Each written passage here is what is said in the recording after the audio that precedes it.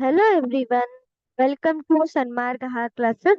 ನಾವು LBA ಆಹಾರ ಸಂಪನ್ಮೂಲಗಳಲ್ಲಿ ಸುಧಾರಣೆ ಪಾಠದ ಪ್ರಶ್ನೆ ಉತ್ತರಗಳನ್ನು ಉತ್ತರಿಸುತ್ತಿದ್ದೇನೆ. ಪ್ರಶ್ನೆ 62. ಬೆಳೆಯ ಮಾದರಿಗಳನ್ನು ತಿಳಿಸಿ, ವಿವರಿಸಿ. ಕಠಿಣವಾದ ಪ್ರಶ್ನೆ ಆಗಿದೆ ವಿದ್ಯಾರ್ಥಿಗಳೇ.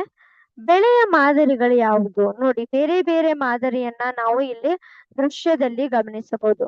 ಒಂದು ಸರದಿ ಬೆಳೆ, ಮಿಶ್ರ ಬೆಳೆ, ಅಂತರ್ ಬೇಸಾಯಿ ಬೆಳೆ ಅಂತ 3 ಭಾಗಗಳಿವೆ. ಆಯ್ತಾ?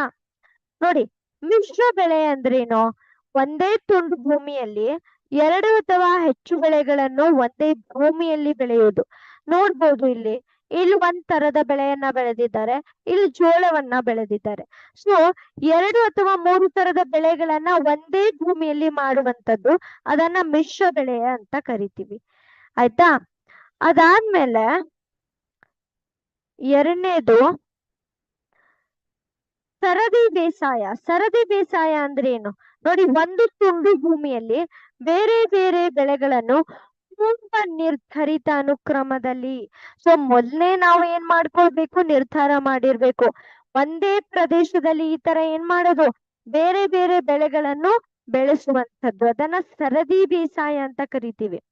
ಅಂತರ್ ಬೇಸಾಯ ಅಂದರೇನು? 2 ಅಥವಾ ಹೆಚ್ಚು ಬೆಳೆಗಳನ್ನು ಒಂದೇ ಸಮಯದಲ್ಲಿ ಒಂದೇ ಭೂಮಿಯಲ್ಲಿ ನಿರ್ದಿಷ್ಟ ಮಾದರಿಯಲ್ಲಿ ಬೆಳೆಯುವುದು. ಅಂದರೆ ಇಲ್ಲಿ ನೋಡ್ಬೋದು, ಒಂದೇ ಭೂಮಿಯಲ್ಲಿ ಎಲ್ಲಾ ತರದ ಬೆಳೆ ಅಂದ್ರೆ 2ಕ್ಕಿಂತ 3ಕ್ಕಿಂತ ಹೆಚ್ಚು ಬೆಳೆಗಳನ್ನು ನಿರ್ದಿಷ್ಟ ಮಾದರಿ, ಒಂದೇ ತರದ ಮಾದರಿಯಲ್ಲಿ ಏನ್ ಮಾಡುವುದು, ಬೆಳೆಯುವುದನ್ನ ನಾವು ಅಂತರ್ ಬೇಸಾಯ ಅಂತೀವಿ. ಅಂತರ್ ಬೇಸಾಯಕ್ಕೆ ಉದಾಹರಣೆ ತಗೊಳ್ಳೋದಾದ್ರೆ ಸೋಯಾಬೀನ್ ಮತ್ತು ಮೆಕ್ಕೆಜೋಳ, ಸಜ್ಜೆ ಮತ್ತು ಚಪ್ಪರದ ಅವರೆಕಾಯಿ. ನೋಡಿ, ಇಲ್ಲಿ ನೋಡ್ಬೋದು ನೀವು, ಒಂದ್ ಕಡೆ ಸೋಯಾಬೀನ್ ಹಾಕಿದ್ದಾರೆ, ಒಂದ್ ಕಡೆ ಮೆಕ್ಕೆಜೋಳ ಹಾಕಿದ್ದಾರೆ, ಒಂದ್ ಕಡೆ ಸಜ್ಜೆ ಹಾಕಿದ್ದಾರೆ, ಒಂದ್ ಕಡೆ ಚಪ್ಪರದ ಅವರೆಕಾಯಿ. ಇವೆಲ್ಲವುಗಳು ಒಂದೇ ಭೂಮಿಯಲ್ಲಿ ಬೆಳೀತಾ ಇರೋದು. ಸೊ ಇವುಗಳೇನಾಗಿದೆ, ಬೆಳೆಗಳ ಬೇರೆ ಬೇರೆ ಮಾದರಿಯಾಗಿದೆ. ಧನ್ಯವಾದಗಳು. Thank you.